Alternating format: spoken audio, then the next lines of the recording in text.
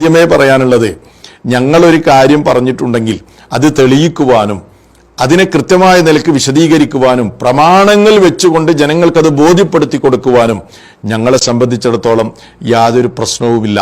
നബിയെ സംബന്ധിച്ച് പറയുമ്പോൾ കാല റസൂലുള്ള, അതേപോലെ തന്നെ യാ റസൂലല്ല എന്നൊക്കെ നിലക്ക് നബി സല്ലല്ലാഹു അലൈഹി വസല്ലമയെ സഹാബത്ത് വിശേഷിപ്പിച്ചത് റസൂലുള്ള, നബിയുള്ള എന്നൊക്കെയാണ്.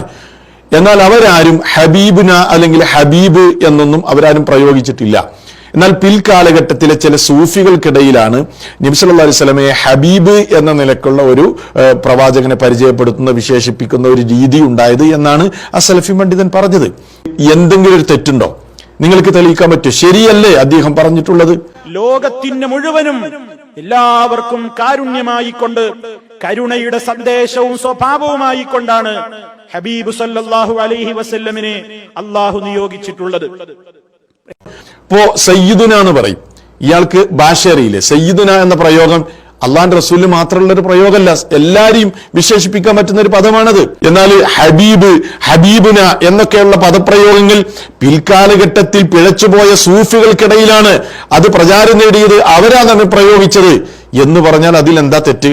അതല്ല, സഹാബിമാരത് പ്രയോഗിച്ചിരുന്നു, അങ്ങനെ ഒരു പ്രയോഗം സഹാബിമാർക്കിടയിൽ ഉണ്ടായിരുന്നു, വിശേഷം ഉണ്ടായിരുന്നു എന്ന് ഈ ഫൈസൽ ഹസനിക്ക് തെളിയിക്കാൻ പറ്റുമോ?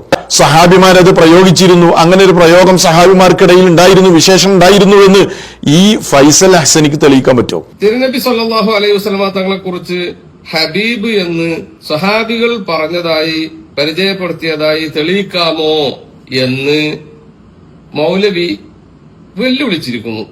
എന്നാ പിന്നെ അതങ്ങ് പറഞ്ഞു കളയാം.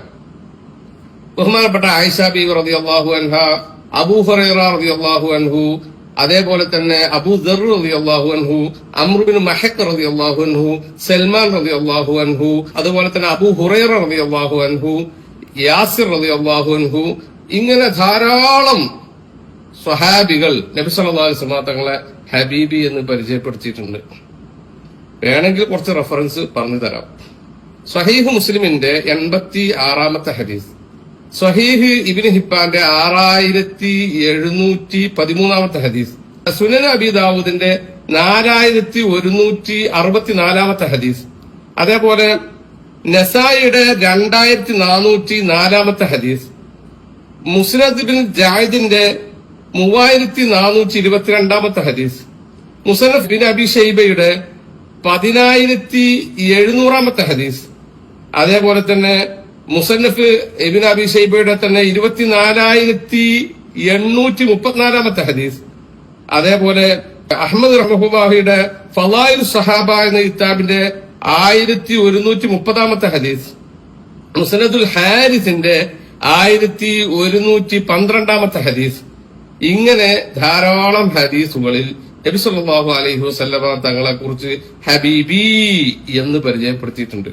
പിന്നെ മൗലവിമാർക്ക് ഒരു കാര്യം കേൾക്കണോ? ഈ സ്വഹാബികള് നബി സല്ലല്ലാഹു അലൈഹി വസല്ലമ തങ്ങളെ കുറിച്ച് ഹബീബി എന്ന് പരിചയപ്പെടുത്തിയിട്ടില്ലെങ്കിലും അങ്ങനെ പറയുന്നത് തെറ്റാണ് എന്ന് നമുക്ക് അഭിപ്രായമില്ല. ഞങ്ങള് മുഹമ്മദ് റസൂലുള്ളാഹി സ്വല്ലല്ലാഹു അലൈഹി വസല്ലമ തങ്ങളെ കുറിച്ച് ഹബീബി എന്ന് പറയും, മുത്തുനബി എന്ന് പറയും, ആറ്റൽ നബി എന്ന് പറയും, തിരുനബി എന്ന് പറയും. വലൗ കരിഹൽ കാഫിറൂൻ. സല്ലല്ലാഹു അലാ സയ്യിദിനാ മുഹമ്മദിൻ വഅലാ ആലിഹി വസഹ്ബിഹി വസല്ലം. ഒരു വിഷയത്തെക്കുറിച്ച് പറയുമ്പോൾ കൃത്യമായ ധാരണയും ബോധ്യവും ആ വിഷയത്തെക്കുറിച്ച് ഞങ്ങൾക്കുണ്ട്. എന്താ ഇതിന്റെ കോലോ, എന്താ ഇതിന്റെ കോലോ?